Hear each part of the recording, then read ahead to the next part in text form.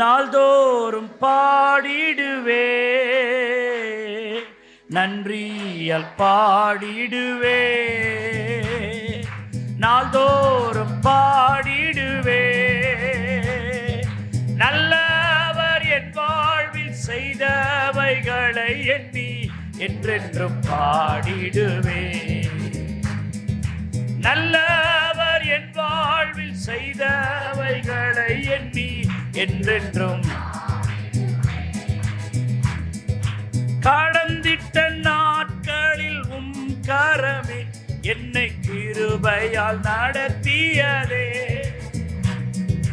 காலக்கங்கள் நெருக்கங்கள் சூழ்ந்திட்டது, கர்த்தாவே சுமந்திட்டீரே. களிப்புடன் உம்மை ஸ்தோத்தரிப்பேன் என்றும் உம்தாவின் அன்பினையே. களிப்புடன் உம்மை ஸ்தோத்தரிப்பேன் என்றும் கர்த்தாவே. ஹல்லேலூயா. நன்றியால் பாடிடுவே, நாள்தோறும். ஹல்லேலூயா. ஸ்தோத்திரம். நல்லவர் என் வாழ்வில் செய்தவைகளை எண்ணி என்றென்றும். ஹல்லேலூயா. நல்லவர் என் வாழ்வில் செய்தவைகளை எண்ணி. நல்லவர் என் வாழ்வில் செய்தவைகளை எண்ணி என்றென்றும். அல்லேலூயா. சகோதரர், சகரியா 4ஆம் அதிகாரம் 10வது வசனம். அற்பமான ஆரம்பத்தினால யார் அசட்டை பண்ணலாம்? பூமி எங்கும் சுற்றி பார்க்கிறவைகளாகிய கர்த்தருடைய 7 கண்களும் செருபாபேலின் கையில் இருக்கிற தூக்கு நூலை சந்தோஷமாய் பார்க்கிறது. கடந்த 2 வாரங்களாக நம்ம கல்வாரி செய்திகள், உயிர்த்தெழுதலின் செய்திகள், குருத்தோலை ஞாயிறு செய்திகள் இடையில ஒரு 3 ஞாயிற்றுக்கிழமை வந்துருச்சு. அதனால இந்த செய்தியை ஒரு 3 வாரங்களுக்கு பிறகு நம்ம அதை தொடர்ந்து இப்போ கண்டினியூ பண்ணுறோம். Praise the Lord. கர்த்தருடைய கண்கள் உன்னை சந்தோஷமாய் பார்க்கிறது. இந்த செய்தியை தான் நம்ம இந்த வருஷத்தின் ஆரம்பத்திலேருந்து தியானிச்சுட்டு வரோம். ஆண்டவர் செருபாபேலை, சோர்ந்து போன செருபாபேலை, என் வாழ்க்கையில் இனி நான் இதை செய்துவிட முடியாது, நான் தோற்று போனேன், இந்த காரியத்தை என்னால் செய்ய முடியாது போல என்று தளர்ந்து போன செருபாபேலை உற்சாகப்படுத்தி அநேக வார்த்தைகளை கர்த்தர் சொல்லும் பொழுது சொன்ன ஒரு முக்கியமான வார்த்தை தான் இது. ஆரம்பம் அற்பமாக இருக்கலாம், செருபாபேலே காரியம் நடக்காத மாதிரி தெரியலாம், அதனால அது நடக்கவே நடக்காதுன்னு நீ முடிவு பண்ணிடாத செருபாபேலே. என் கண்ணு அதை பார்த்துக்கிட்டே தான் இருக்குது. ஒரு கண்ணல்ல, என்னுடைய 7 கண்களும் அதை பார்க்குது, சந்தோஷமா பார்க்குது. செருபாபேலே இந்த வேலை நடக்கும், முடியும் என்று சொல்லி செருபாபேலை தைரியப்படுத்தி அதை நிறைவேற்றி தந்தார். இன்னைக்கு செருபாபேலை போல நீங்களும் நானும் இருக்கலாம். நிறைய காரியங்கள் நம்மளால் செய்ய முடியாமல் இருக்கலாம், நிறைய காரியங்களில் நாம் வெற்றியை தொட முடியாமல் இருக்கலாம், நிறைய காரியங்களில் நாம் தோற்று போனதை போல உணர்ந்திருக்கலாம்.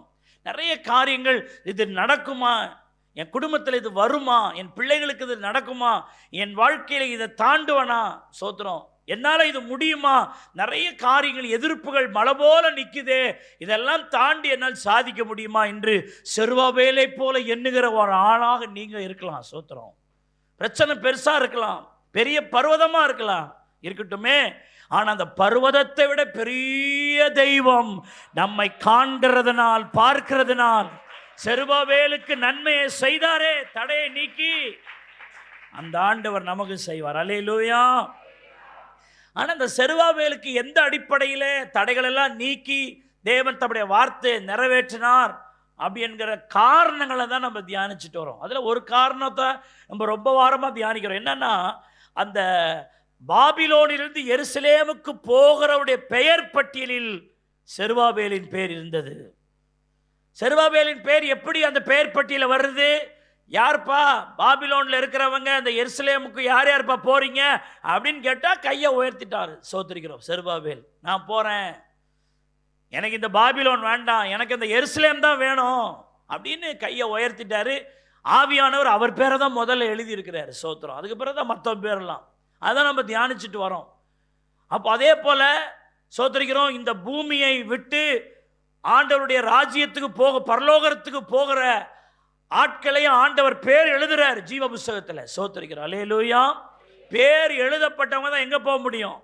பரலோகத்துக்கு போக முடியும். ஆண்டவர் உன் பேரை எழுதியிருக்கிறாரா? அதை தான் நம்ம அநேக வாரமாக தியானிச்சுக்கிட்டே இருக்கிறோம்.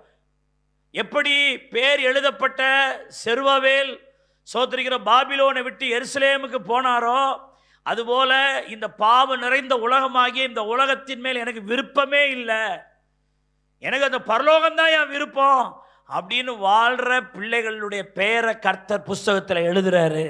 அல்லேலூயா. உங்க பெயர் பட்டியல் இருக்கிற ஆண்டவருடைய பெயர் பட்டியலில் உங்க பேர் இருக்குமா என்பதை யோசிச்சு பாருங்க. அதை நம்ம எஸ்ரா 2ஆம் அதிகாரம் சோத்திரிக்கிறோம் 1லிருந்து 70 வரை உள்ள வசனங்களில் நம்ம அதை பார்த்துட்டு வரோம். உங்க பெயர் பட்டியல் ஆண்டவர் ஒரு புக்கு வச்சிருக்கிறாரு, ஒரு ஜீவ புஸ்தகம் வச்சிருக்கிறாரு, அதில் உங்க பேர் இருக்குதா?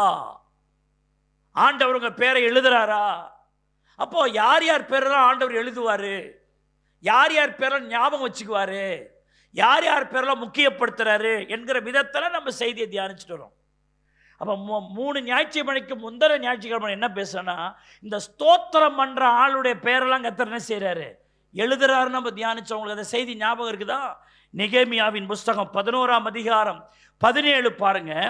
ஆசாப்பின் குமாரன் சப்தியின் குமாரனாகிய மீகாவின் மகன் மத்தனியா ஜபத்திலே ஸ்தோத்திர பாட்டை துவங்குகிற தலைவன். இதுல இந்த மத்தனியா என்கிற ஆள பேரை கர்த்தர் எழுதுறார். இந்த மத்தனியா என்கிற பேரை எழுதுறதுக்கு முன்னாடி ஆசாப் என்கிற ஒருவருடைய பெயரை சொல்லி, சப்தி என்கிற பெயரை சொல்லி, மீகா என்கிற பெயரை சொல்லி, அப்புறம் தான் 4வது மத்தனியான்றார். இந்த மத்தனியா என்கிற ஒரு பேரை சொல்ல கொள்ளுத்தாத்தா பேரை சொல்லி, தாத்தா பேரை சொல்லி, அப்பா பேரை சொல்லி, கடைசியில் புள்ள பேரை மத்தனியா பேரை சொல்றார். இந்த மத்தனியா என்னையா சாதனை பண்ணியிருக்கிறாரு? இந்த மத்தனியாவின் பேரை சொல்றதுக்கு அதுக்கு முன்னாடி இருந்த 3 ஜெனரேஷன் பேரை ஏன்பா சொல்றாருன்னா, இந்த மத்தனியா ஜபத்திலே ஸ்தோத்திர பாட்டை பாடுகிறவன். அவ்வளவுதான். ஸ்தோத்திர பாட்டை பாடுற ஒரு தலைவர். இதுதான் மத்தனியா. மத்தனியா ஸ்தோத்திர பாட்டை பாடுகிற, சபையில ஸ்தோத்திர பாட்டை துவங்குகிற பாடுகிற ஒரு தலைவன். அவன் பேரை கர்த்தர் ரெக்கார்ட் பண்றார். ஸ்தோத்திர பலி இடுகிறவன் என்ன படுத்துகிறான்? மகிமைப்படுத்துகிறான். இன்றைக்கு ஸ்தோத்திரம் என்கிற அந்த வார்த்தை ரொம்ப முக்கியம். அதை இன்னைக்கு நம்ம கொஞ்சம் வேகமா தியானிக்கலாம். அந்த செய்தியினுடைய தொடர்ச்சி தான் 1 தெசலோனிக்கேயர் 5:18 சொல்லுது, எல்லாவற்றிலேயும் ஸ்தோத்திரம் செய்யுங்கள், அப்படி செய்வதே கிறிஸ்து இயேசுவுக்குள் உங்களை குறித்த தேவ சித்தமா இருக்கிறது. எல்லாரும் இந்த வார்த்தை சொல்லுங்கள். எல்லாவற்றிலேயும். வாழ்க்கையில் கேளுங்க, சொல்லுங்க. எல்லாவற்றிலேயும் ஸ்தோத்திரம் செய்யுங்கள், அப்படி செய்வதே கிறிஸ்து இயேசுவுக்குள் என்னை குறித்த தேவனுடைய சித்தமா இருக்கிறது. இந்த உலகத்தில் நம்ம அநேக காரியங்களை செய்யணும்னு கர்த்தர் விரும்புறாரு. அதுல முக்கியமான ஒரு காரியம், எல்லாவற்றிலேயும் நாம் கர்த்தரை ஸ்தோத்திரிக்கணுமா. இதை அநேகர் சரியாய் செய்வதில்லை. ஸ்தோத்திரம் செலுத்துவது கிறிஸ்தவ ஜீவியத்தின் முக்கிய பங்கு. கவனிக்கணும் பிரதர். சும்மா ஸ்தோத்திரம் பாஸ்டர் சொல்றாரு எல்லா ஆண்டவரை ஸ்தோத்திரம் பண்ணுவோன்றது சும்மா இல்லைங்க. கிறிஸ்தவ ஜீவியத்தின் மிக முக்கியங்களில் ஒன்று கர்த்தரை ஸ்தோத்தரிப்பது. அதனால்தான் தாவீது சொல்கிறார், நான் எக்காலத்திலும் கர்த்தரை என்ன செய்வேன்? ஸ்தோத்தரிப்பேன். அப்போஸ்தலனாகிய பவுல் தன்னால் ஸ்தாபிக்கப்பட்ட ஒவ்வொரு சபைக்காகவும் அவர் ஜெபிக்கும் பொழுது ஒவ்வொரு விசுவாசி மனதில் நினைத்து, நான் அவளுக்காய் ஸ்தோத்திரம் பண்றேன்னு பவுல் சொல்வார். சில வசனம் சொல்றேன் பாருங்க. 1 கொரிந்தியர் 1:6 பாருங்க. அவர் மூலமாய் உங்களுக்கு அளிக்கப்பட்ட தேவ கிருபைக்காக நான் உங்களை குறித்து எப்பொழுதும் தேவனை ஸ்தோத்தரிக்கிறேன். அவருடைய நிருபங்களை பாருங்க. விசுவாசிகளை நினைத்து அவருடைய வாயிலிருந்து என்ன வார்த்தை? உங்களை குறித்து நான் எப்போதும் ஆண்டவரை ஸ்தோத்தரிக்கிறேன். 2 கொரிந்தியர் 1:3 பாருங்க. நமது கர்த்தராகிய இயேசு கிறிஸ்துவின் பிதாவாகிய தேவனும் இரக்கங்களின் பிதாவும் சகலவித ஆறுதலின் தேவனுமாய் இருக்கிறவருக்கு ஸ்தோத்திரம். எபேசியர் 1:16 பாருங்க. இடைவிடாமல் உங்களுக்காக ஸ்தோத்திரம் பண்ணி என் ஜெபங்களில் உங்களை நினைக்கிறேன் அப்படின்றார். பிலிப்பியர் 1:6 பாருங்க. நான் உங்களை நினைக்கிற பொழுதெல்லாம் நான் தேவனை ஸ்தோத்திரிக்கிறேன். கொலோசியர் 1:5 பாருங்க. நம்முடைய கர்த்தராகிய இயேசு கிறிஸ்துவின் பிதாவாகிய தேவனுக்கு ஸ்தோத்திரம் செலுத்தி எப்பொழுது உங்களுக்காக நான் வேண்டுதல் செய்கிறேன். 1 தெசலோனிக்கேயர் 1:4 பாருங்க. எங்கள் ஜெபங்களில் இடைவிடாமல் உங்களை குறித்து விண்ணப்பம் பண்ணி உங்கள் எல்லாருக்காகவும் எப்பொழுதும் ஸ்தோத்தரிக்கிறேன். 2 தெசலோனிக்கேயர் 1:3 பாருங்க. நாங்கள் எப்பொழுதும் உங்களுக்காக தேவனை ஸ்தோத்தரிக்க கடனாளிகளாக இருக்கிறோம். திரும்பி திரும்பி ரிப்பீட்டாக நான் ஸ்தோத்திரம் பண்றேன் என்கிற இந்த பவுலுடைய உதாரணத்தை, அந்த மாடலை கவனிங்க. ஸ்தோத்திரிக்கிறோம். அவர் சொல்றார், நீங்கள் ஒன்றை குறித்து கவலைப்படாமல் எல்லாவற்றை குறித்து ஸ்தோத்திரத்தோடு கூட ஜெபத்தினால் எனக்கு என்ன படுத்துங்க, தெரியப்படுத்துங்கள். கிறிஸ்தவ ஜீவியத்தில் ஸ்தோத்திரம் என்பது சும்மா விளையாட்டுக்கு சொல்றது இல்லை. நீங்க சொல்ற ஸ்தோத்திரத்தினால உங்க பேரையே கர்த்தர் ஞாபகம் வைத்து புஸ்தகத்தில் எழுதுறார். ஆண்டவரை ஸ்தோத்திரிக்கிற ஒரு விசுவாசியா நீங்க இருக்கணும். அது சாதாரண காரியம் அல்ல. ஒவ்வொரு சபைக்காகவும் ஒவ்வொரு விசுவாசிக்காகவும் அவர்களை நினைத்து நினைத்து ஜெப வேளையில் ஸ்தோத்திரம் பண்ணுகிற பவுலை நீங்கள் உதாரணமாக எடுங்கள். ஸ்தோத்திரிக்கிறோம். பவுல் நம்முடைய ஆவிக்குரிய வாழ்க்கைக்கு ரொம்ப முக்கியமான ஒரு உதாரணமா இருக்கிறார் அல்லவா? 2 கொரிந்தியர் 4:15 சொல்லுது, தேவனுடைய மகிமை விளங்குவதற்கு ஏதுவாக கிருபையானது அநேகருடைய ஸ்தோத்திரத்தினால பெருகிறது. எல்லாரும் சொல்லுங்கள், தேவனுடைய மகிமை விளங்குவதற்கு ஏதுவாக. சும்மா மகிமை விளங்கிடாது. மகிமை விளங்கணும்னா அது அநேகர் ஸ்தோத்திரம் பண்ணணும். அதுல அப்பதான் அந்த மகிமை விளங்குவதற்கு ஏதுவாக அவருடைய கிருபை பெருகுது. இங்க மகிமை வருது, கிருபை பெருகுதுன்னா பைபிள்ல வார்த்தை வருது. எப்போ அதெல்லாம் நடக்கும்? ஸ்தோத்திரங்கள். ஆமென்னு சொல்லுங்க. ஹல்லேலூயா. முந்திய கால சபைகளில் ஆராதனைகளில் ஸ்தோத்திர பாடல்கள் ரொம்ப அதிகமா இருக்கும். ஆராதனை வேலைகளில் விசுவாசிகள் அதிகமாய் ஸ்தோத்திரம் பண்றவங்களா இருப்பாங்க. ஏன்னா நான் சின்ன வயதுலேருந்தே சபையிலே வளர்றேன், ஊழியர்கள் நடுவிலே வளர்றல. அப்போ இருக்கிற விசுவாசிகள் பற்றி எனக்கு நல்லா தெரியும். ஸ்தோத்திரம் அப்படி சொல்லுவாங்க. ஆண்டவரை ஸ்தோத்திரம் பண்ணுவோம், ஸ்தோத்திரம் ஸ்தோத்திரம் ஸ்தோத்திரம் ஸ்தோத்திரம் ஸ்தோத்திரம் சொல்லிக்கினே இருப்பாங்க. ஒரு ஆரோக்கியமுள்ள மனிதன், நல்லா கவனிக்கணும், நல்ல ஆரோக்கியமுள்ள ஒரு மனிதன் ஸ்தோத்திரிக்கிறோம், ஒரு மூச்சில் 20 ஸ்தோத்திரம் பண்ண முடியும். சோத்திரம் சோத்திரம் சோத்திரம் சோத்திரம். அந்த மூச்சை விடாம அப்படி அந்த மாதிரி தம் கட்டும் பொழுது உங்களுடைய உள்ள இருக்கிற ஸ்தோத்திரிக்கிறோம் சுவாச காரியம்லாம் எக்ஸ்பேண்ட் ஆகும். மூச்சை கட்டி அப்புறம் சோத்திரம்ன்றது. இங்கே 2 தோத்திரத்திலே உனக்கு மூச்சு வாங்குது. தோத்திரம் சோத்ராம் சோத்ராம் சோத்ராம் சோத்ராம் சோத்ராம் சோத்ராம் சோத்ராம் சோத்ராம் சோத்ராம். ஒரு நல்ல ஒரு ஆரோக்கியமாக இருக்கிறாருன்னா அவரால் ஒரு மூச்சில் எத்தனை சோத்திரம் சொல்ல முடியும்? 20 சோத்திரம் சொல்ல முடியும். செக் பண்ணி பாருங்க. இன்னுமா பாஸ்டர் ஒரே மூச்சில் 20 சோத்திரம் பண்ண ஆரோக்கியமாக இருக்கிறான்னு சொல்கிறாள். நம்மளால் பண்ண முடியாது. உங்களுக்கு 10 பண்ணால் தோத்திரம் கொஞ்சம் டல்லு தான். 20 சோத்திரம் ஒரே மூச்சில் பண்ணால் நீங்கள் நல்ல ஆரோக்கியமாக இருக்கிறீங்க. சோத்திரம். பின்பு மூச்சு வாங்கிட்டு அடுத்து சொல்லும் ஆசீர்வாதங்களுக்கு மீண்டும் ஒரே மூச்சில் ஒரு 20 சோத்திரம். அப்படின்னா ஆண்டவர் செய்த ஒரு 10 நன்மைகளுக்கு இப்படி ஒரே மூச்சில் 20 சோத்திரம்னா 200 சோத்திரம் சொல்லிடலாம். எவ்வளோ கிருபை பெருகும் பாருங்க. இங்கே பார்த்து கை தந்துட்டு தந்தோம் எல்லாரும் கையில் தட்டுவோன்னா இதை தான் வாயை துற குத்திடணுன்ற தோத்திரம். நீ கையை என்னத்துக்கு தட்டுற? கை தட்டணும் நான் சொல்லிக்கிட்டே இருக்கிற அந்த வேர்டு, அதனுடைய முக்கியத்துவம் உங்களுக்கு புரியவே இல்லை. எதெல்லாம் நீங்க அலட்சியம் பண்றீங்களோ, எதெல்லாம் பெருசா இல்லைன்னு கருதுறீங்களோ, அதுதான் கிறிஸ்தவ வாழ்க்கையின் மிக முக்கியமா இருக்குது. ஹல்லேலூயா. கர்த்தரால் வல்லமையாய் பயன்படுத்தப்படுகிற படுத்தப்படுற ஒரு ஊழியரை பார்த்து நான் கேட்டேன், இப்படி நீங்க வல்லமையா பிரசங்கம் பண்றீங்களே, உலகம் முழுவதும் ஆண்டவர் உங்களை வல்லமையா பயன்படுத்துறாரு, உங்க செய்தியை ஒரு 10 நிமிஷம் கேட்டா ஒருத்தவன் 2-3 மணி நேரமும் அந்த ஆவிக்குள்ளேயே இருக்கிறானே, ரொம்ப அதிக நேரம் ஜெபம் பண்ணுவீங்களா பாஸ்டர்னு அவரை பார்த்து கேட்டேன். உலகம் முழுவதும் பயன்படுத்தப்படுகிற ஒரு தேவமனை மனுஷனை பார்த்து நான் கேட்டேன் இந்த கேள்வியை. அவர் சொன்னாரு, தம்பி, நான் என் ஜெபங்களில் அதிகமாய் ஸ்தோத்திரிக்கிறேன். இதான் அவர் சொன்னார் எனக்கு. நீங்க அதிகமா ஜெபம் பண்ணுவீங்களான்னு கேட்டதுக்கு நான் அதிகமா ஜெபம் பண்ணுவேன்னு சொல்லல, என்னுடைய ஜெபங்களில் அதிகமாய் நான் கர்த்தரை ஸ்தோத்திரிப்பேன். என் ஊழியத்தின் வெற்றி அதுதான் சொல்றேன். ஹல்லேலூயா, ஹல்லேலூயா. ஒரு போதர் எனக்கு தெரியும், அவர் ஸ்தோத்திரம், அவர் ஜெபங்கள் அதிக ஸ்தோத்திரம் பண்ணிக்கிட்டே இருப்பார், ஸ்தோத்திரிக்கணும். என்னுடைய தகப்பனாரை குறித்து அவரோடு ஸ்தோத்திரம் கீழே ஊழியர் செய்தவர் சொன்னார், உங்கள் அப்பா பிரசங்கம் பண்ணும் பொழுது பிரசங்கத்துக்கு இடையில கர்த்தருடைய பரிசுத்த நாமத்துக்கு ஸ்தோத்திரம், கர்த்தருடைய பரிசுத்த நாமத்துக்கு ஸ்தோத்திரம், இந்த வார்த்தையை உள்ள சொருகிட்டே இருப்பார்ப்பா உங்கள் அப்பா அப்படின்னு என்னுடைய தகப்பனாரோடு ஊழியம் செய்தவரை எனக்கு ஒரு நாள் சொல்கிறார். ஸ்தோத்திரிக்கணும். சில நேரங்கள் என்னுடைய தாயாரை வண்டியில் ஏற்றிட்டு போகிறேன்னு வச்சுங்களேன், ஸ்தோத்திரிக்கணும், உக்காந்தா போதும், நான் எங்கே அவங்கள கீழே தள்ளிடுவோன்னு சொல்லுவாங்களோ தெரியாது, உட்காந்து தோத்திரம் தோத்திரம் தோத்திரம் தோத்திரம்னே வருவாங்க. எனக்கு அது ஆரம்பத்தில் தெரியாது, ஸ்தோத்திரிக்கிறோம். ஆனால் அந்த ஸ்தோத்திரத்தில் தான் அம்மா ஆசீர்வாதம் இருக்குது. அல்லேலூயா.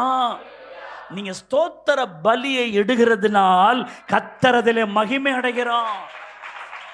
அல்லேலூயா.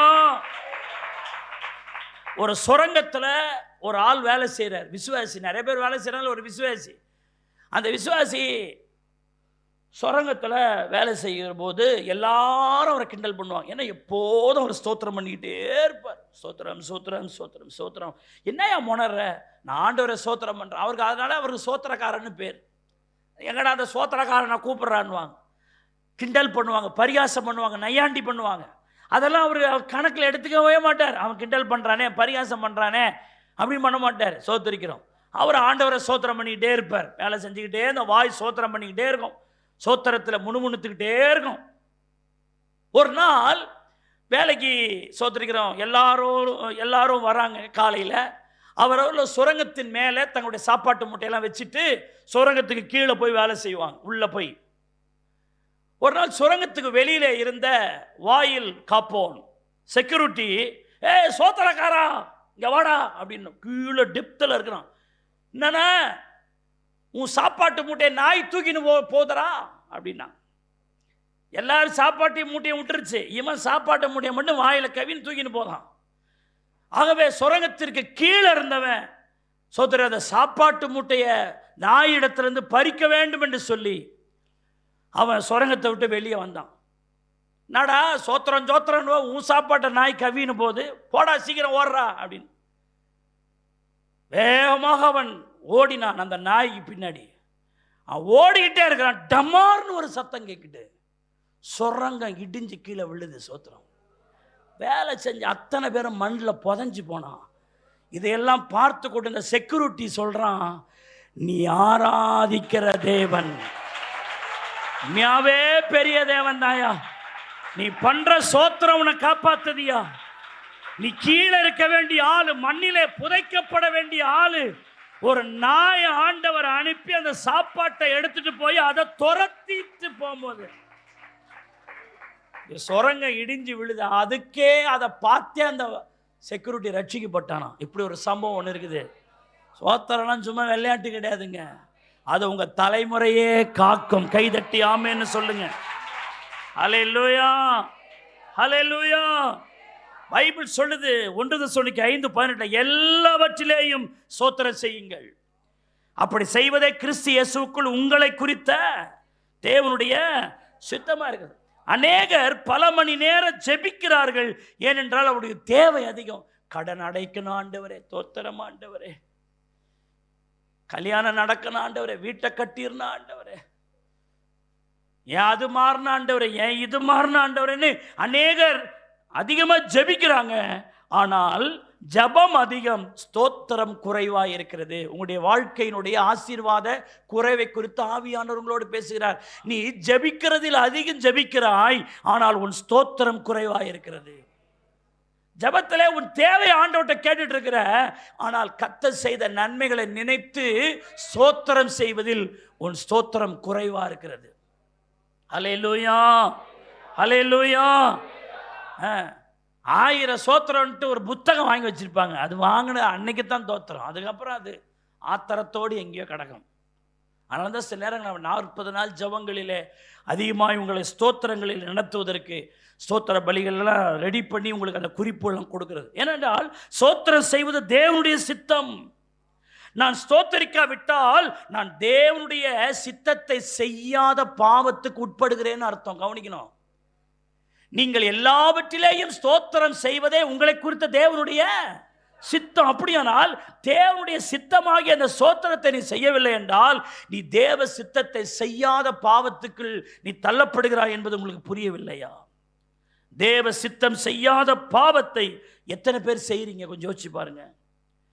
இந்த உலகத்தில் வாழ்ந்த நாட்களில் இயேசு ஸ்தோத்திரம் செய்கிறதில் அவர் முன்னோடியா இருந்தார், முன்மாதிரியா இருந்தார்.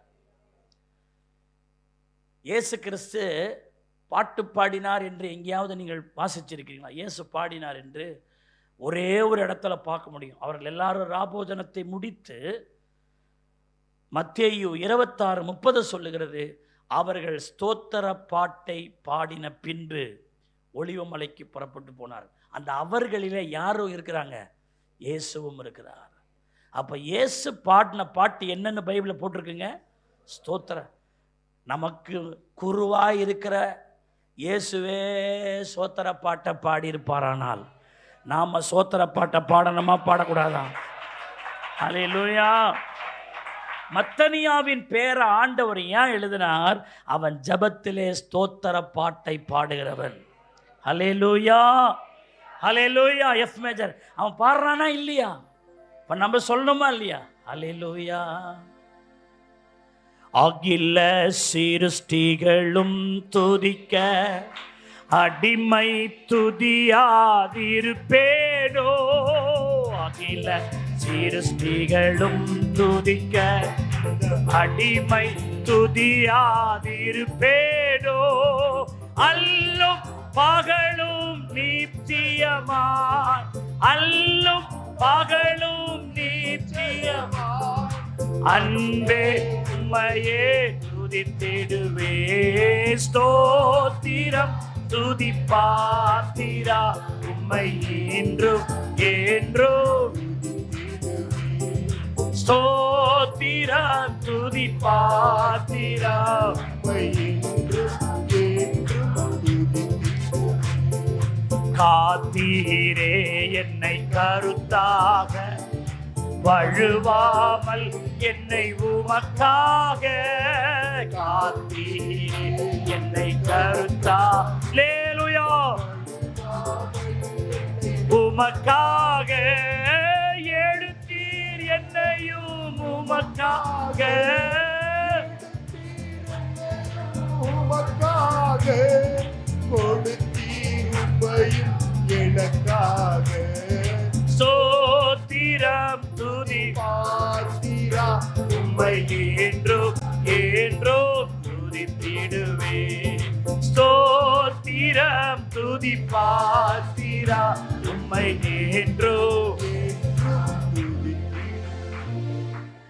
ஆண்டவர் உங்க பேரை ஞாபகம் வைக்கணும், உங்க பேரை எழுதணும், ஜீவ புஸ்தகத்தில் உங்க பேர் பதிவாகணும் அப்படின்னு சொன்னா நீங்கள் ஸ்தோத்திரம் பண்ணுகிற ஒரு தேவ பிள்ளையா இருக்கணும்.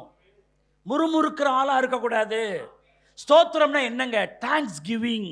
ஆண்டவரே, என் வாழ்க்கையில் நான் எப்படியோ இருந்தேன் ஆண்டவரே, எனக்கு நன்மை செய்தீங்களே, என்னை தூக்கி எடுத்தீங்களே, என் பாவத்தை கழுவுனீங்களே, என்னுடைய பிள்ளைகளை ஆதரிச்சிங்களே, என் குடும்பத்தை இது வரைக்கும் நடத்திட்டு வரீங்களே, நாங்கள் எத்தனையோ ஆபத்து வந்த நடுவிலும் அந்த ஆபத்துலேருந்து எங்களை காத்தீங்களே, ஜீவனை கொடுத்தீங்களே, இரக்கம் செஞ்சீங்களே, நன்மை செஞ்சீங்களே, எங்களை பாதுகாத்தீங்களே, எங்களை கை தூக்குனீங்களே, எங்களை உயர்த்தினீங்களே, எங்களுக்கு நன்மை செய்தீங்களே, எங்களை மேன்மைப்படுத்தினீங்களே.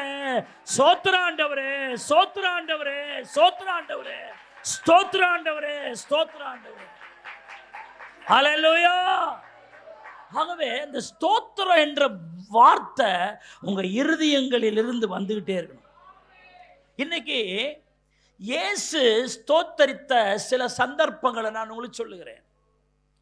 இந்த ஸ்தோத்திரம் என்கிறதுல இயேசு நமக்கு ரோல் மாடலா இருக்கிறார். இயேசு ஸ்தோத்தரித்த சில சந்தர்ப்பங்கள், நிறைய சந்தர்ப்பம் இருக்கு.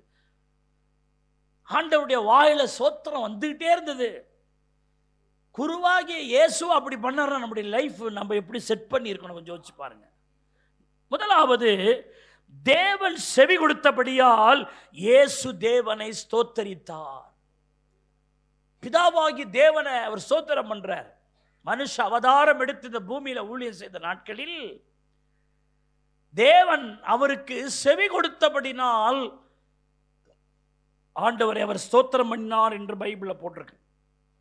யோவான் 11:41 இப்படி சொல்லுது, அப்பொழுது மரித்தவன் வைக்கப்பட்ட இடத்தில் இருந்த கல்லை எடுத்து போட்டார்கள். இயேசு தம்முடைய கண்களை ஏறெடுத்து, பிதாவே, நீர் எனக்கு செவி கொடுத்தபடியால் உம்மை ஸ்தோத்தரிக்கிறேன். ஆண்டவருங்க வாழ்க்கையில செவி கொடுக்கலையா பிரதர் சிஸ்டர்? எத்தனை நேரம் நீங்க ஜெபம் பண்ணும் பொழுது அவ்வளோதான், இந்த பிரச்சனையில் நான் முழுகத்தான் போறேன், இந்த பிரச்சனை வெக்கப்பட்டு போக தான் போறேன், இந்த பிரச்சனையில ஏதோ ஒன்றுத்தான் ஆக போறேன்னு நீங்க கதறின நேரத்தில், கண்ணீர் வடித்த நேரத்தில் எனக்கு ஆண்டவர் செவி கொடுத்தார்னு சொல்றவங்க மட்டும் சத்தமா ஒரு அல்லேலூயா சொல்லுங்க. செவி கொடுத்தாரா, செவி கொடுக்கலையா? ஹல்லேலூயா. உங்களுக்கு செவி கொடுத்தாரு, ஒரு நேரமா கொடுத்தாரு, வாழ்நாளெல்லாம் உங்களுக்கு செவி கொடுத்தாரு. செவி கொடுக்கலன்னா இப்படி நம்ம எப்படி வாழ்ந்துருப்போம்? நம்ம குடும்பம் நிலைச்சு நிற்கிருக்குமா? நம்ம வாழ்ந்துருப்போமா? கொஞ்சம் யோசிச்சு பாருங்க. இப்போ அதுக்காக இயேசு ஸ்தோத்திரம் பண்ண மாதிரி நாம ஆண்டவரே ஏன் ஒரு அர்ப்பண நீசனமாகிய ஏன் ஜபத்து கூட நீங்க என்ன கொடுத்தீங்களே, செவி கொடுத்தீங்களே. ஆனா இந்த சந்தர்ப்பத்தில் பார்த்தா இயேசு இவ்வாறு தேவனை ஸ்தோத்தரிக்கிறார். அந்த கல்லறையின் வாசலை ஸ்தோத்திரம் பண்ணார்னு 41 போட்டிருக்குல்ல. லாசர் உயிரோடே இன்னும் வரல, இன்னும் அற்புதமே நடக்கல, இன்னும் அதிசயமே நடக்கல. இயேசு கிறிஸ்துவின் ஜபத்தை கேட்டு சோதரன் இன்னும் லாசரு உயிர்த்தெழுந்தோ அல்லது அவன் ஜீவன் உண்டவனாக மாறியோ அவன் கல்லறை விட்டு வெளியே வரல, அவன் உயிரோடு இன்னும் எழும்பவே இல்லை. 43ஆம் வசனத்தில் லாசருவை எழுப்புகிறார்னு 43 தான் வருது. 44ஆம் வசனத்தில் லாசரு வெளியே வந்தான்னு வருது. இயேசு ஸ்தோத்தரித்தா 45 தான் அவர் ஸ்தோத்தரிச்சிருந்தா பரவாயில்ல, ஆனால் 41 அவர் ஸ்தோத்தரிக்கிறார். பிதாவே, நீர் எனக்கு செவி கொடுத்தபடியால் உம்மை என்ன செய்கிறேன், ஸ்தோத்தரிக்கிறேன். நீர் எனக்கு செவி கொடுக்க போகிறபடியால் ஸ்தோத்தரிக்கிறேன். அப்படி சொல்லல, நீர் எனக்கு செவி கொடுத்தபடியால் உம்மை ஸ்தோத்தரிக்கிறேன். அப்படின்னா என்ன ஸ்தோத்திரம்? அருமையானவர்களே, கர்த்தரோட நன்மையை செய்த பிறகு ஸ்தோத்திரம் இல்லை, எனக்கு நன்மையை செய்கிறதுக்கு முன்பதாகவே நீர் எங்களுக்கு நன்மையை செய்தீரே, ஸ்தோத்திரம். எப்படிங்க? நன்மையை செய்தீரேன்னு எப்ப சொல்லணும்? செய்யறதுக்கு முன்னாடியே செய்தீரேன்னு சொல்லி சோத்திரம் பண்ண. அதான் இயேசுவின் சோத்திரம்.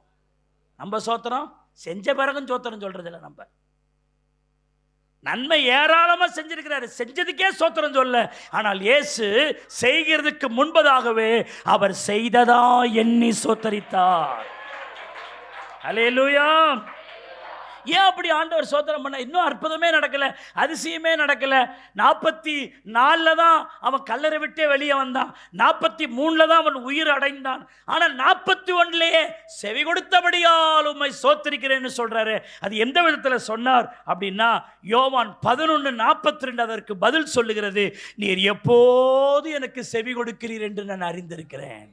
ஆண்டவரே, நேற்றைக்கு நான் ஜெபம் பண்ண எனக்கு செவி கொடுத்தீங்க, முந்தா நேற்று நான் ஜெபம் பண்ண எனக்கு செவி கொடுத்தீங்க, அதுக்கு முந்தின மாதம் ஜெபம் பண்ண எனக்கு செவி கொடுத்தீங்க.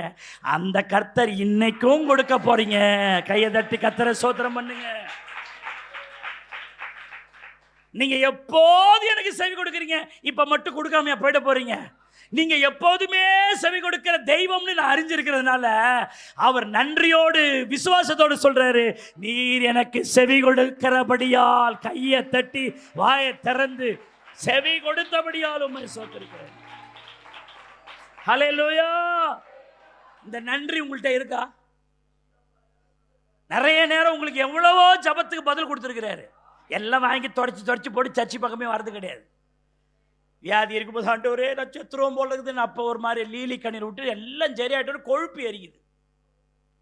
ஒரு பிரச்சனை வரும்போது ஆண்டவர்கிட்ட அப்படி வர்றது, ஒரு கஷ்டம் வரும்போது ஆண்டவர்கிட்ட வர்றது, அப்புறம் கொஞ்சம் எல்லாம் சரியாயிட்ட உடனே மறுபடியும் இந்த கொழுப்பு உலக பக்கமாக இழுக்குது. நம்ம பேரெல்லாம் எப்படி எழுதுவார்?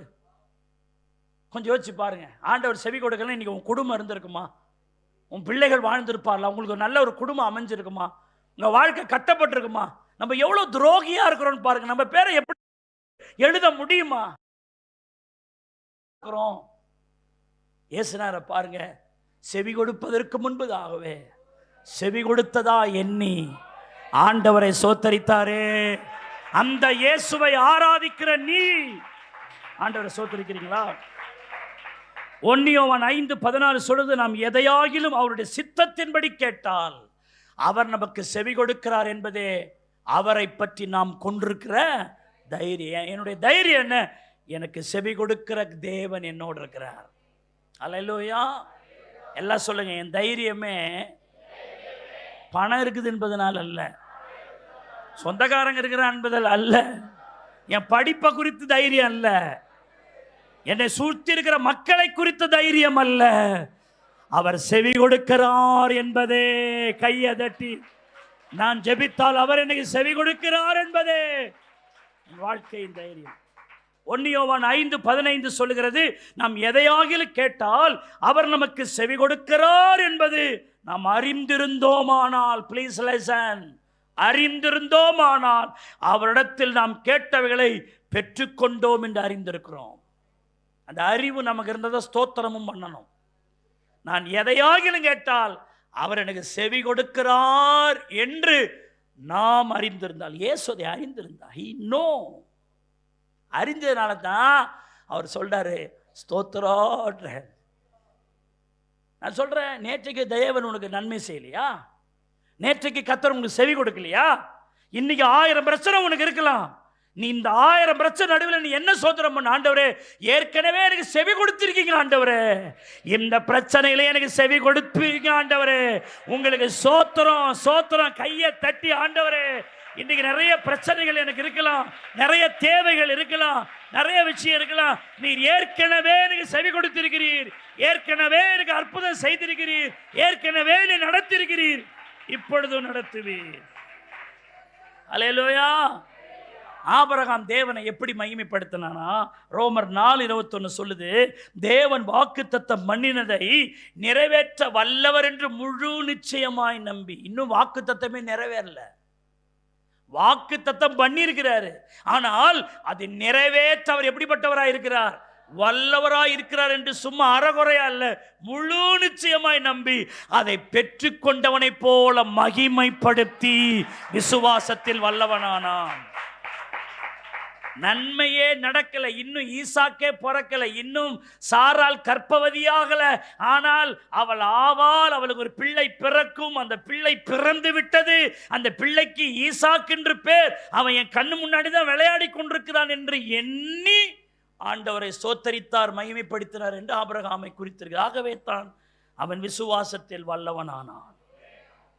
1 சாமுவேல் 17:13 தாவீதினுடைய சோத்திரத்தை பாருங்க. பின்னும் தாவீது, என்னை சிங்கத்தின் கைக்கும் கரடியின் கைக்கும் தப்புவித்த. ஒரு காலத்தில் சிங்கம் ஆடு மேய்ச்சிட்டு இருக்கும் போது ஒரு கரடி வந்துச்சு, கரடியை கொல்ற அளவுக்கான பலசாலி. அந்த கரடியை சோதர கொல்ல எனக்கு உதவி செய்தவர். நான் ஆடு மேய்ச்சிட்டு இருக்கும்போது சிங்கம் வந்துச்சு, சிங்கத்தை அடிக்கிற அளவுக்கா என் உடம்புல தெம்பு இருக்கு, அந்த சிங்கத்தை அடிக்க உதவி செய்தவர். இந்த பெலிஸ்தியனுடைய கைக்கு என்ன செய்வார்? இதாங்க சோத்திரம். ஏற்கனவே எனக்கு செய்திருக்கிறார், இன்றும் அவர் செய்வார். எத்தனை பேர் நம்புறீங்க?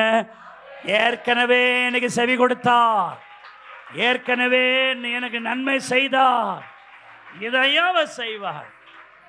ஹல்லேலூயா. அவ்வளோதான். இது இது இது இந்த இந்த எண்ணம் எனக்கு இருக்கும்போது எனக்கு முறுமுறுப்பு வருமா, சோத்திரம் வருமா? யோசிச்சு பாருங்க. ஏற்கனவே செய்தவர் இன்னைக்கு செய்வார் என்ற எண்ணம் எனக்குள் இருந்தா எனக்கு ஆத்திரம் வருமா, ஸ்தோத்திரம் வருமா? ஸ்தோத்திரம் தானே வரணும். வருதா உங்களுக்கு? நன்றி நிறைந்த இன்னைக்கு 1000 பிரச்சனை இன்னைக்கு இருக்கலாம். அதுக்காக மூஞ்ச தொங்க போட்டு, ஏற்கனவே உன் முகம் ரொம்ப அழகு தோத்திரம், இதில் வேற அப்படியே மூஞ்ச அப்படி சுருக்கிக்கின்னு, மூக்கை சுருக்கிக்கின்னு, வாயை சுருக்கிக்கின்னு சொல்வார் அப்படின்னு இருந்தால் அது ஆண்டவருக்கு வருத்தம் உண்டாகாது. எவ்வளவு செஞ்சாலும் இந்த மூஞ்சி வெடிகிற மூஞ்சாக்குதா. இப்போ சிலன்னு சொல்லுவான், இவளுக்கு என்ன செஞ்சாலும் அவன் மூஞ்சி வெடியவே வெடியாதியாப்பா. சில நேரங்களில் நீங்கள் ஒரு பொண்ணையோ பையனையோ பெற்றிருப்பீங்க, அவன் எம்மா கொடுத்தாலும் அவன் முகம் சிரிப்பாகவே வராது. அப்படி இருந்தால் ஒரு அம்மாவுக்கு சிரிப்பு வருமா? ஒருவேளை அவங்க வீட்டுக்காரர் அப்படி இருந்தால் அவனை மாதிரி ஏகிறான் பாரு இவனும். எவ்வளோ கொடுத்தாலும் சில வீட்டிலலாம் பார்த்தீங்கன்னா புருஷன் எவ்வளோ கொடுத்தாலும் மனைவிக்கு முகம் மலரவே மலராது. அது சுருங்கி போன பூ மாதிரி இருக்கும் அந்த மூஞ்சி. சில கனவுலாம் சொல்லுவான், எம்மா கொடு வாங்கி வச்சுக்கவள வழி அந்த முகத்தில் ஒரு சிரிப்பே இருக்காது. எத்தனை பேர் இங்கே இருக்கிறீங்களோ நமக்கு தெரியாது. அது புருஷங்காரனுக்கு எப்படி இருக்கும்? ஆத்திரம் வராது. இத்தப்போ என் தள்ள கெட்டாங்களேன்னு என்ன சொல்லுவானோ ஏன் சொல்லுவானோ நமக்கு தெரியாது. ஒரு ஒரு ஒரு மனைவி என்ன செய்தாலும் புருஷன் அப்படியே மூஞ்சி அப்படியே டெரர் பீஸ் மாதிரி வச்சிருந்த அந்த பொண்டாட்டிக்கு எப்படி இருக்கும்? அந்த புருஷன் குறிச்சு அப்பயே சொன்னா இந்த ஆளை வேணான்னு, நான் தான் போய் கட்டிக்கின்னு இப்போ மாட்டு சோத்திரம் நீங்கள் எங்கேயோ போகுது என் செய்தி. சோத்திரம் அல்லேலூயா. அப்போது உங்களை உண்டாக்குனவர் எவ்வளோ நன்மை செஞ்சுருக்கிறாரு. நீ எப்போவுமே ஒரு சிரித்த முகத்தோடு அவரை பாடி ஸ்தோத்திரம் பண்ணி, ஆண்டவரே எனக்கு நன்மை செய்தீரே, எனக்கு உதவி செய்தீரேன்னு எதையுமே சொல்லாமல் நீ உம்முன்னு மூஞ்ச வச்சுக்கிட்டு இருந்தா அவருக்கு எப்படி இருக்கும்? உங்களை குறித்த ஒரு சந்தோஷம் வருமா? ஹல்லேலூயா. ஆண்டவரை துதிக்க வேண்டாமா? எனக்கு செவி கொடுத்தாரு, எனக்கு நன்மை செய்தாரு. ஹல்லேலூயா.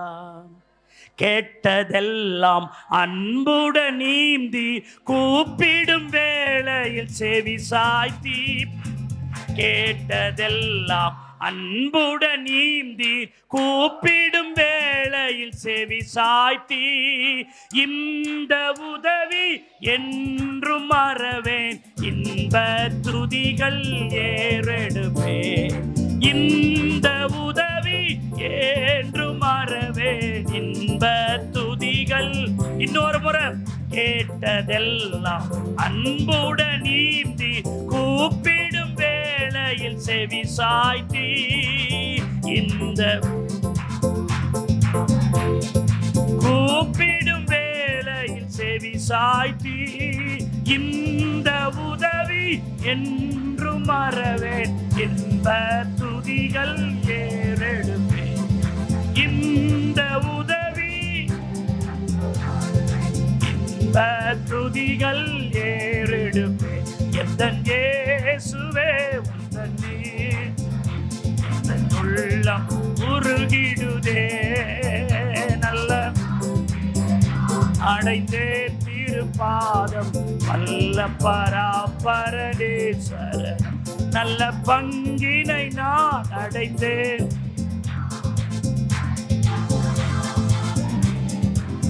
அல்லேலூயா. இயேசு கையில் இருக்கிற கொஞ்சத்திற்காக ஸ்தோத்தரித்தார். கையில் இருக்கிற கொஞ்சத்துக்காக அவர் ஸ்தோத்தரித்தார். யோவான் 6:11 பாருங்க. இயேசு அந்த அப்பங்களை எடுத்து ஸ்தோத்திரம் பண்ணி சீஷரிடத்தில் கொடுத்தார். சீஷர்கள் பந்தி இருந்தவர்களுக்கு கொடுத்தார்கள். அப்படியே மீனையும் அவர் எடுத்து அவர்களுக்கு வேண்டிய மட்டும் என்ன செய்தார்? கொடுத்தார். முன்னாடி 5000 புருஷர்கள் இருக்கிறாங்க. புருஷர்கள் மட்டுமே 5000. இன்னும் அதில் ஸ்திரீகள் பிள்ளைகள் கவுண்டிங் இல்லைன்னு அதே பைபிளில் இருக்கு. ஸ்திரீகளை தவிர்த்து பிள்ளைகளை தவிர்த்து புருஷர்கள் மட்டும் சாப்பிடக்கூடிய, நல்ல சாப்பிடக்கூடிய புருஷர்கள் மட்டும் எத்தனை பேர் இருக்காங்க? 5000 பேர் இருக்காங்க. ஆனால் கையில் இருக்கிறது 5 அப்பமும் 2 மீன்.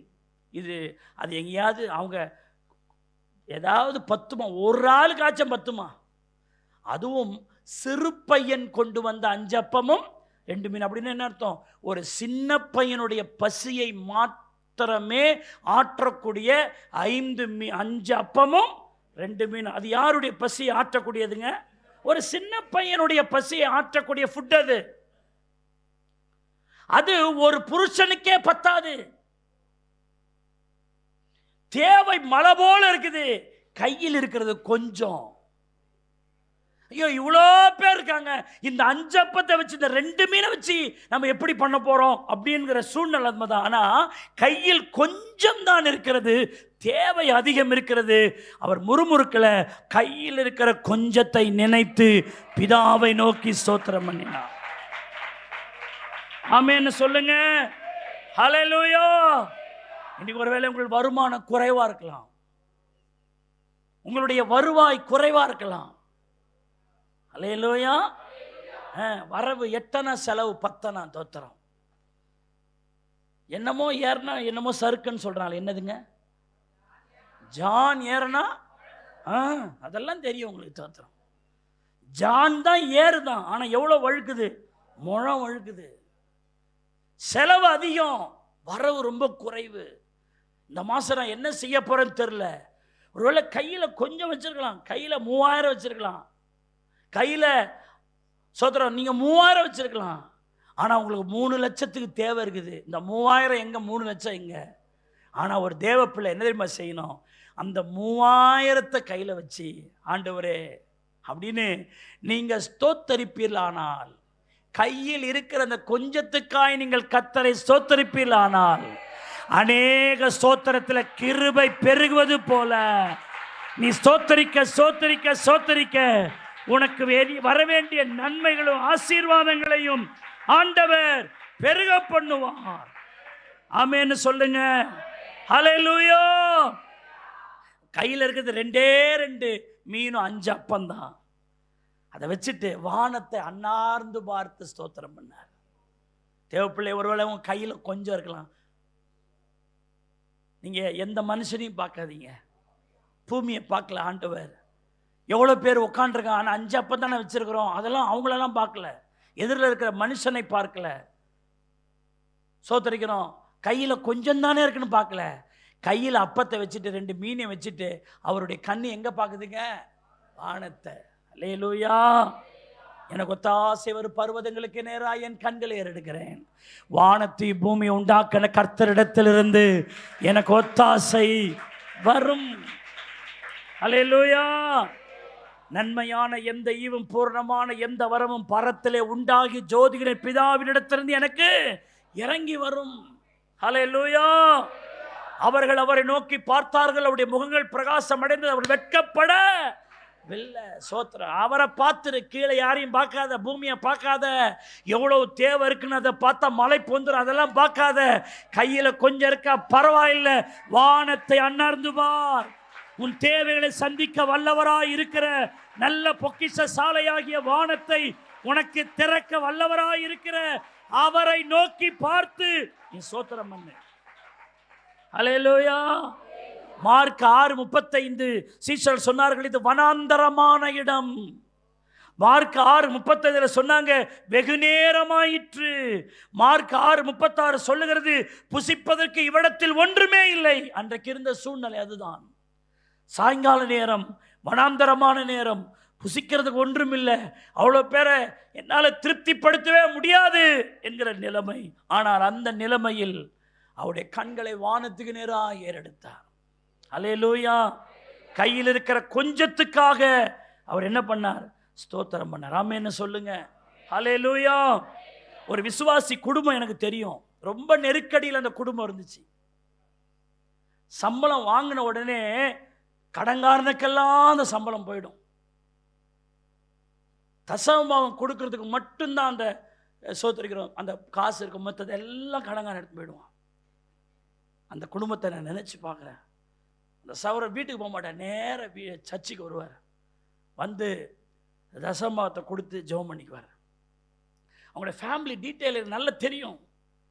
நான் ஜெபம் பண்ணிவிட்டு அந்த பணத்தை அவருக்கே நான் கொடுக்க முயற்சி பண்ணுவேன். அவர் சொல்லுவார், பாஸ்டர் இது இந்த தசமபாகத்தை நான் உங்களுக்கு கொடுக்கல பாஸ்டர், இதை நான் ஆண்டவர் கொடுக்கறது, எப்படி நீங்கள் எனக்கு திரும்பி கொடுக்குறீங்க?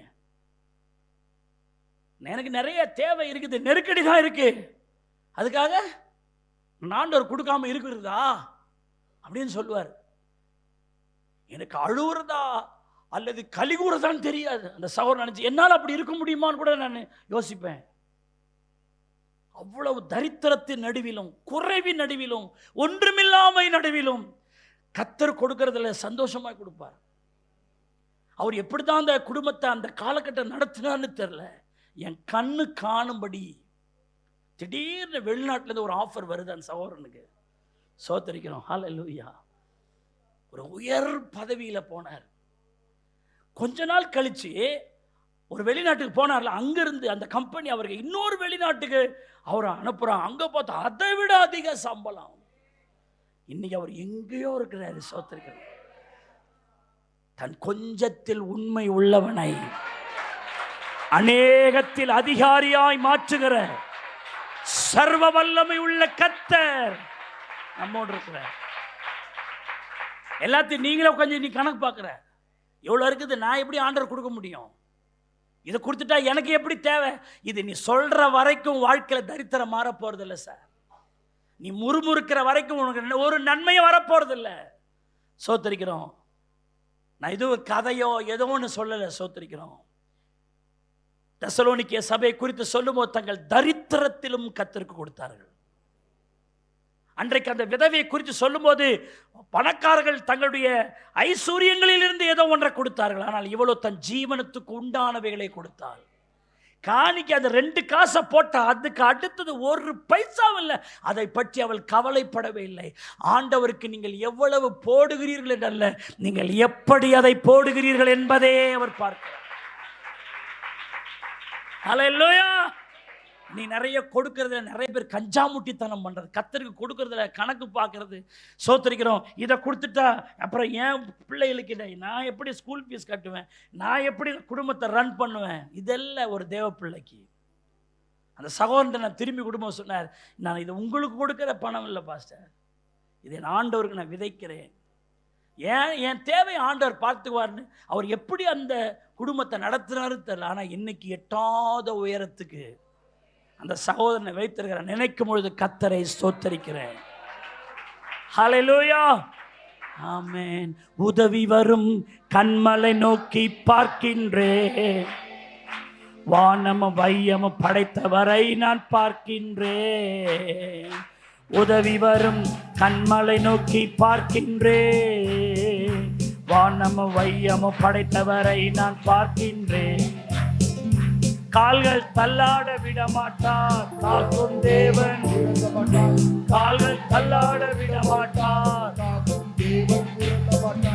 இஸ்ரவேலை காக்கிறவர் என்னாலும் தூங்க மாட்டார்.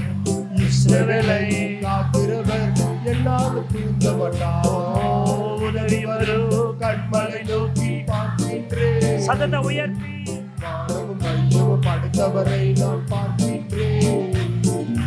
உதவி வரும் கண்மலை நோக்கி பார்க்கின்றேன், வானமும் வையமும் படைத்தவரை நான் பார்க்கின்றேன். மூன்றாவது சீஷருடைய விசுவாச கிரியைகளை கண்டு இயேசு தேவனை ஸ்தோத்திரித்தார். சீஷருடைய விசுவாச கிரியைகளை கண்டு இயேசு தேவனை ஸ்தோத்திரித்தார். லூக்கா 10ஆம் அதிகாரம் 17 21 வரைக்கும் நீங்கள் வீட்டில் போய் வாசி பாருங்க. அதில் 17 21 வாசிக்கிறேன். பின்பு அந்த 70 பேரும் சந்தோஷத்தோடு திரும்பி வந்து, ஆண்டவரே உம்முடைய நாமத்தினால் பிசாசுகள் எங்களுக்கு என்ன செய்கிறது, கீழ்ப்படுகிறது என்றார்கள். அந்த வேளையில் இயேசு ஆவியிலே களி கூர்ந்து, பிதாவே வானத்துக்கு பூமிக்கும் ஆண்டவரே, இவைகளை நீர் ஞானிகளுக்கும் கல்விமான்களுக்கும் மறைத்து பாலகர்களுக்கு வெளிப்படுத்தினபடியால் உம்மை ஸ்தோத்தரிக்கிறேன். ஆம் பிதாவே, இப்படி செய்வது உம்முடைய திருவுளத்துக்கு பிரியமாயிருந்தது.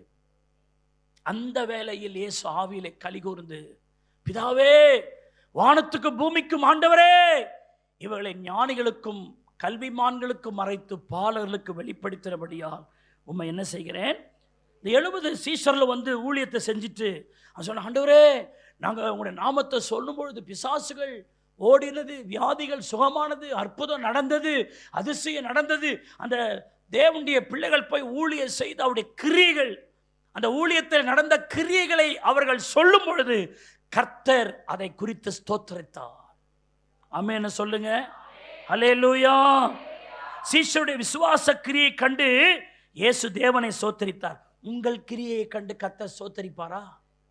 சகோதரியே, நீங்க ஆண்டவருக்காக செய்கிற கிரியைகள் ஆண்டவரை ஸ்தோத்தரிக்கும்படியா இருக்கிறதா, அல்லாவிட்டால் அவர் வேதனைப்படும்படி உங்கள் கிரியை இருக்கிறதா? உங்கள் கிரியை எப்படி இருக்கிறது?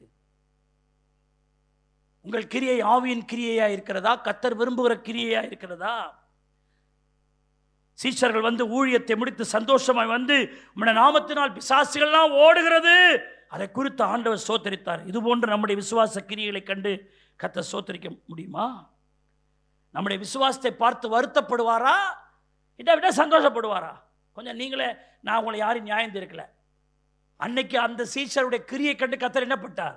சந்தோஷப்பட்டு ஸ்தோத்தரித்தார். உங்களை குறித்து என்ன செய்வார் ஆண்டவர்?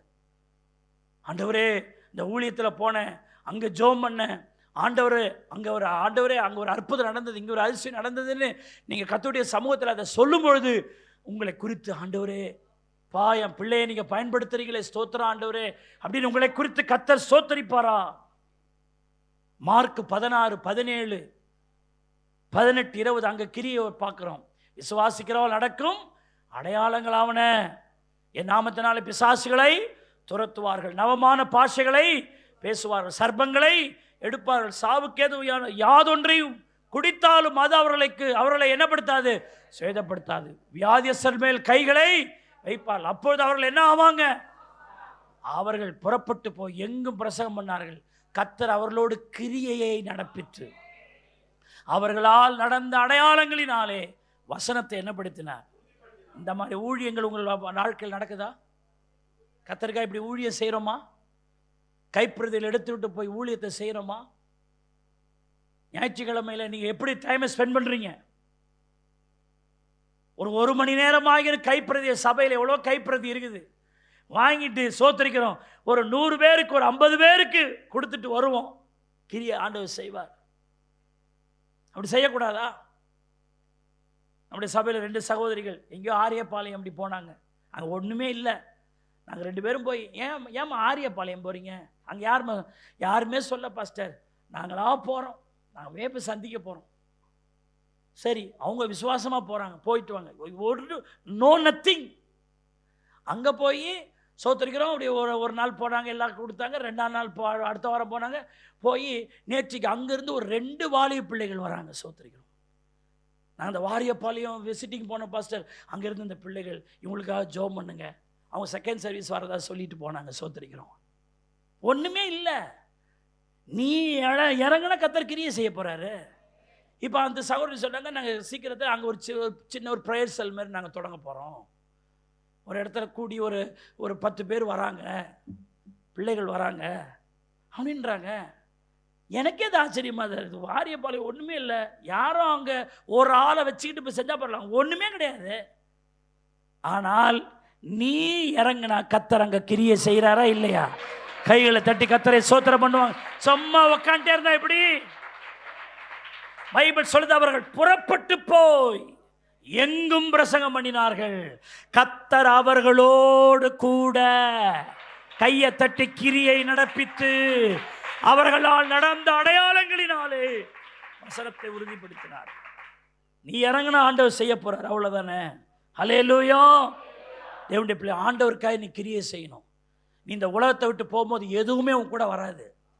நீங்கள் செய்கிற எதுவுமே உங்கள் வீடு வரப்போகிறதில்ல, உங்களுடைய குடும்பம் வரப்போகிறதில்ல. தனியாக வந்தீங்க, தனியாக தான் போவீங்க. ஆனால் நீங்கள் ஆண்டவருக்காய் செய்த கிரியைகள் உங்களோடு கூட வரும். ஹல்லேலூயா. உங்கள் கிரியை பார்த்து ஆண்டவர் சோத்தரிப்பாரா? கொஞ்சம் யோசிச்சு பாருங்க. உங்கள் கிரியை பார்த்து கர்த்தர் என்ன செய்யணும்? சோத்திரம் பண்ணணும். ஹல்லேலூயா. 4வது, அதே லூக்கா 10:21 மறுபடியும் வாசிக்கிறேன். லூக்கா 10:21. அந்த வேளையில் இயேசு ஆவியிலே கலிகூர்ந்து, பிதாவே, வானத்துக்கு பூமிக்கு ஆண்டவரே, இவைகளை நீர் ஞானிகளுக்கு கல்விமான்களுக்கு மறைத்து பாலகர்களுக்கு வெளிப்படுத்தினபடினாலும் என்ன செய்கிறேன்? ஸோ அப்படி வெளிப்பாடுகளுக்காக தேவனை ஸ்தோத்தரித்தார்கள். ஒரு பெரிய வெளிப்படுத்தலை தேவன் கல்விமானுக்கு கொடுக்கவில்லை, ஞானிகளுக்கு கொடுக்கவில்லை. எல்லாம் சொல்லுங்க, ஒரு பெரிய வெளிப்பாடு சொல்லுங்க, கல்விமானுக்கு கொடுக்கவில்லை, ஞானிகளுக்கு கொடுக்கவில்லை, அவர்களுக்கு அதை மறைத்து ஒன்றும் அறியாத பாலகராயிருக்கிற எங்களுக்கு வெளிப்படுத்தினீரே, உமக்கு ஸ்தோத்திரம், ஸ்தோத்திரம், ஸ்தோத்திரம். எவ்வளவு வெளிப்படுத்தல்! மெய்யான தெய்வம் இயேசுன்ற வெளிப்பாடை கொடுத்தாரே, இவர்தான் பரலோகத்து கொண்டு போகிறவர் என்ற ஒரு வெளிச்சமாகிய வெளிப்பாட்டை கொடுத்தாரே. இதெல்லாம் பெரிய வெளிப்பாடு இல்லையா? கல்விமானுக்கு தெரியலையே ரட்சகர் யாருன்னே தெரியலையே, ஒரு ஞானிக்கு தெரியலையே ரட்சகர் யாருன்னு. ஆனா ஒன்னும் தெரியாத நமக்கு தெரியப்படுத்தியிருக்கிறாரு. இது எவ்வளோ பெரிய வெளிப்பாடு! இயேசுதான் உண்மையான தெய்வம் என்கிற ஒரு வெளிப்பாட்டை கர்த்தர் நமக்கு தந்திருக்கிறாரு. அல்லேலூயா. வேதத்தில் அநேக வசனம் உண்டு, ஆனா அந்த வசனத்தில் இருந்து ஒரு வெளிப்பாடு கர்த்தர் நமக்கு தராரு. அதான உதாரணமா ஒரு நாள் இது பல முறை நான் பிரசங்கம் பண்ணியிருக்கிறேன். ஒரு உதாரணத்துக்கு சொல்றேன். பேதுரு 53 மீன்கள் உள்ள பெரிய வலையை என்ன செய்தான்? ஆண்டவர்கிட்ட நான் கேட்குறேன், ஆண்டவரே வலை 153 பெரிய மீன்கள் வலைக்குள்ள இருக்குது, ஏன் 153 நாங்கள் போட்டிருக்கீங்க? ஏன் 150 இருக்கக்கூடாதா? ஏன் அது ஒரு 200 இருக்கக்கூடாதா? ஏன் இந்த கவுண்டிங் அங்கே போட்டிருக்கீங்க? 153 மீன் உள்ள ஒரு பெரிய வலையை இழுத்தா. இது வசனம், ஒரு வெளிப்பாடுன்னா என்னன்னு சொல்கிறேன் பாருங்க. 153 என்கிற வலையால் நிறைந்த ஒரு மீனை பேதர் இழுத்தான்னு இருக்க, ஏன் அந்த எண்ணிக்கையை போட்டீங்க நீங்க? ஏன் அது 50 150 ஏன் இருக்கக்கூடாது? 160 ஏன் இருக்கக்கூடாது? இல்லை பெரிய மீன்கள் உள்ள வலை இழுத்தான்னு 19 சொல்லலாமே, அது என்ன 153 உள்ள மீன் சொல்றீங்க? அதுக்கு ஆண்டவர் சொல்றாரு, எப்பா பேதுருவுக்கு அந்த வலையை இழுக்கிற திறன் தான் அவனுக்கு இருந்தது. எனக்கு ஒரு வெளிப்பாடு வருது. அவனுக்கு 154 போட்டா அந்த வலை அவனால் என்ன செய்ய முடியாது? சொல்லுங்க வாயை திறந்து. அவன் கெப்பாசிட்டி, அவன் கேப்பபிலிட்டி 153 உள்ள மீன் வலையை மட்டும்தான் அவன் இழுக்கக்கூடிய திறன் இருக்கு. அவன் திறன் எவ்வளவோ அவ்வளோ மீன் தான் இருக்கும். அப்படின்னா என்ன அர்த்தம்? எனக்கு சொல்றாரு, உன் திறனை நீ அதிகரிப்பாயானால் இன்னும் மீன்களை நான் அதிகப்படுத்துவேன். இழுக்கிற திறன். வசனம் 153 மீனை இழுத்தான். இது வசனம், நான் அதை சொன்னது வெளிப்பாடு. இப்போ அதனால தான் தாவீது கூட சொல்றார், வேதத்தில் உள்ள உம்முடைய அதிசயங்களை நான் காணும்படி என் கண்களை. அப்போ வசனத்தில் நான் கண்ணு தெரியாதவரா தாவீது? கண்ணெல்லாம் தெரியும், ஆனால் சோதரிக்கணும் அந்த வசனத்துக்குள்ள இருக்கிற வெளிப்பாடு, அபிஷேகத்தை குறித்த வெளிப்பாடு, ஞானஸ்தானத்தை குறித்த வெளிப்பாடு. ஆமென்னு சொல்லுங்க. ஹல்லேலூயா.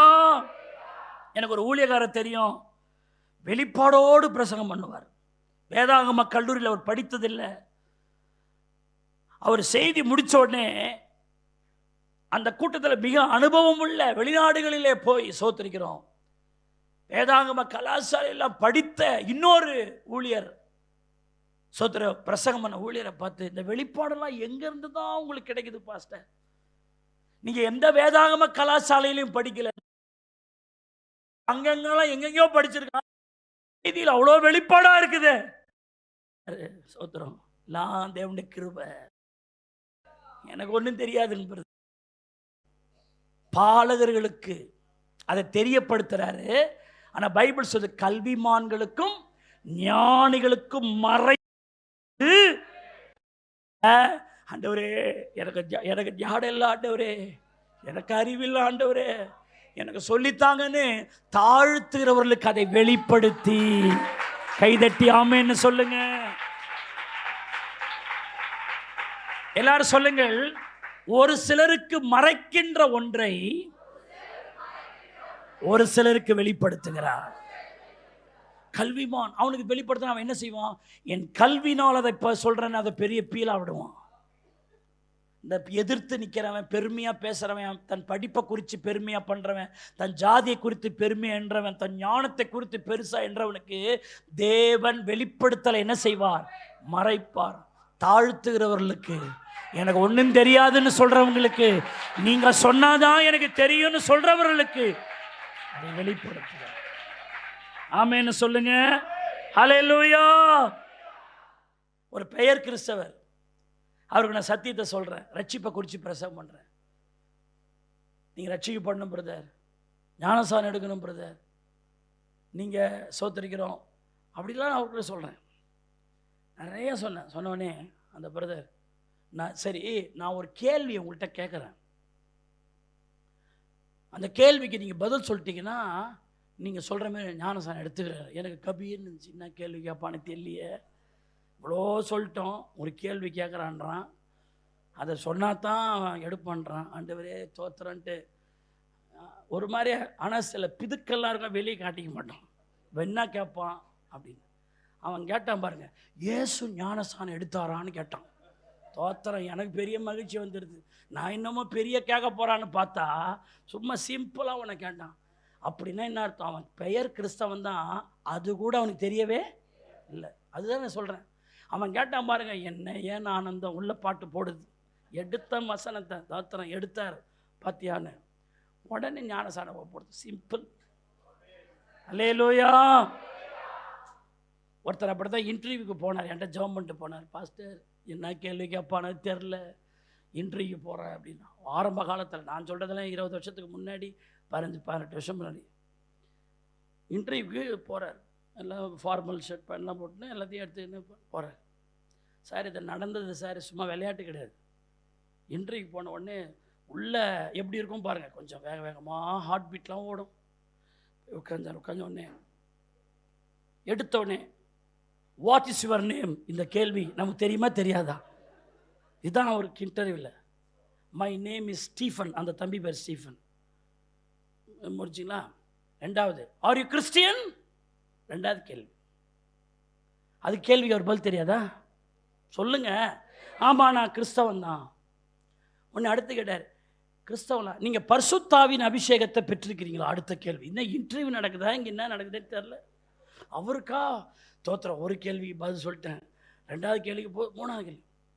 அப்போ அவர் சொன்னார், எனக்கு இந்த பரிசுத்தாவியை பெறணும்னு ரொம்ப விருப்பம், வெறும் யோசனையாக இருக்குது, நீங்கள் எப்போ அதை பெற்றீங்கெல்லாம் கேட்டார். உடனே அவர் இதெல்லாம் சொல்கிறார்.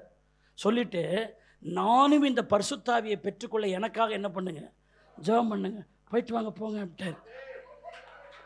அவன் என்ன படித்தான் என்ன செஞ்சான்ட்டு அது பார்த்துட்டாரு. கேள்வி அந்த கேள்வி இல்லை. அவர் சொன்னார், அந்த பிரதர், அவர் அந்த இன்டர்வியூ விட்டு வெளியே வந்தான். அடுத்த ஆள் இன்டர்வியூக்கு போகிறான். அவனை சார் இன்னும் உள்ள கேள்வி கேட்டான். அவன் சொன்னான், என்கிட்ட கேள்வி கேட்ட கேள்வி உன்கிட்ட கேட்டால் உனக்கு பதில் சொல்லவே தெரியாதுன்னு மனசில் நினச்சிக்கிட்டு சோத்தரிக்கிறோம். அவர் போயிட்டார். இப்போ நான் என்னத்துக்கு சொல்ல வரேன்னா, சிலருக்கு மறைத்து சிலருக்கு அதை என்னப்படுத்துகிறாருங்க. அல்லேலூயா, அல்லேலூயா. பாலகர்களுக்கு அதை மறைத்து, கல்விமான்களுக்கும் ஞானவான்களுக்கும் மறைத்து, பாலகர்களை போல இருக்கிற நமக்கு அதை என்னப்படுத்துறார், தெரியப்படுத்துறார். ஆமென்னு சொல்லுங்க. ஹல்லேலூயா. செவி கொடுத்தபடியால் உம்மை ஸ்தோத்திரிக்கிறேன். ஆமென். அவருடைய விசுவாச கிரியைகளை பார்த்து என்ன பண்றாரு, ஸ்தோத்திரம் பண்றார். வெளிப்பாடுகளுக்காக கர்த்தர் என்ன பண்றாருங்க, ஸ்தோத்திரம் பண்றார். எல்லாரும் எழுதுன, ஆண்டவரே இந்த ஸ்தோத்திர இருதயத்தை, இந்த ஸ்தோத்திர இருதயத்தை எனக்கும் எங்களுக்கு தாங்க ஆண்டவரே. நாங்க உம்மை ஸ்தோத்திரிக்கிறோம் ஆண்டவரே. ஹல்லேலூயா, ஹல்லேலூயா. எல்லாரும் வாயை திறந்து கர்த்தர் நாளில் நம்மோடு பேசின வார்த்தையின்படி, ஆண்டவரே நாங்கள் உம்மை ஸ்தோத்திரிக்க, உம்மை மகிமைப்படுத்த எங்களுக்கு உதவி செய்யும் ஆண்டவரே. ஹல்லேலூயா, ஹல்லேலூயா, ஹல்லேலூயா. நன்றி நிறைந்த இருதயத்தோடு உம்மை ஸ்தோத்திரிக்கிறோம் ஆண்டவரே. ஹல்லேலூயா, ஹல்லேலூயா. ஸ்தோத்திரம் துதி பாத்திரா, உம்மை என்றும் என்றும் துதித்திடுவேன். ஸ்தோத்திரம் துதி பாத்திரா, உம்மை காத்தீரே என்னை கருத்தாக, வழுவாமல் என்னை உமக்காக. சபாபாபா, ஹல்லேலூயா. என்னை உமக்காக எடுத்தீர், என்னையும் உமக்காக எடுத்தீர், என்னையும் உமக்காக கொடுத்தீர், என்னையும் எனக்காக. சோத்திரம் துதி பாத்திரா, உம்மை என்றும் கிருத்திகளோ அடிமை புரியாதிருப்பேனோ அதிக கிருத்திகளோ glory இருப்பேனோ அல்லோ நிச்சயமாய் அல்லோ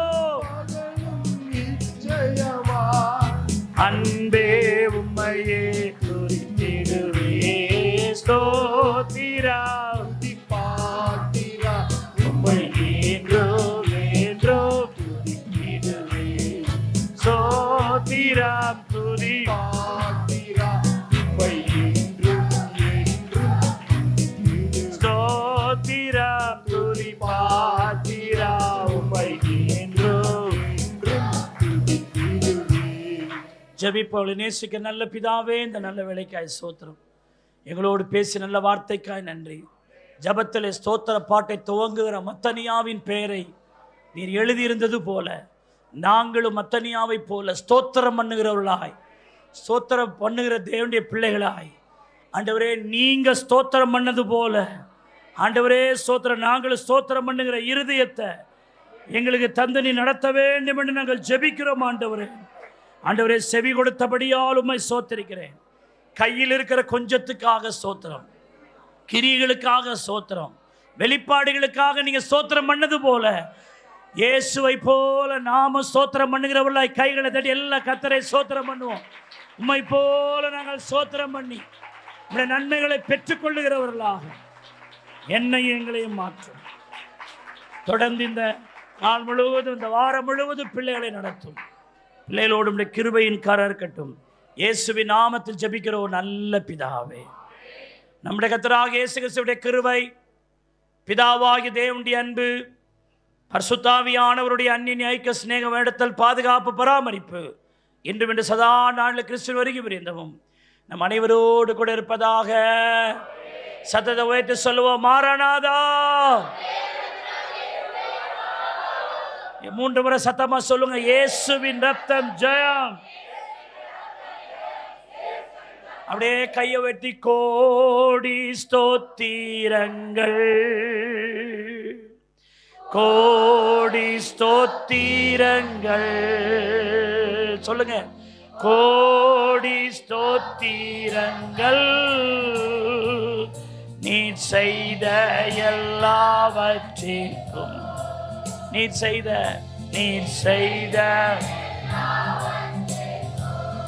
எல்லாரும் சேர்ந்து சொல்லுங்க, என் ஆத்துமாவே கர்த்தரை ஸ்தோத்திரி, முழு உள்ளமே உடைய பரிசுத்த நாமத்தை ஸ்தோத்திரி. என் ஆத்துமாவே கர்த்தரை ஸ்தோத்திரி, அவர் செய்த சகல உபகாரங்களையும் மறவாது, அவரின் அக்கிரமங்கள் எல்லாம் மன்னித்து என் நோய்களை எல்லாம் குணமாக்கி என் பிராணனை அழிவுக்கு விலக்கி மீட்டு கிருபையினால் இரக்கங்களினாலும் முடிசூட்டி சத்தமா என் சமானமாய் திரும்ப என் வயது வாழ வயது போல். அல்லேலூயா, அல்லேலூயா.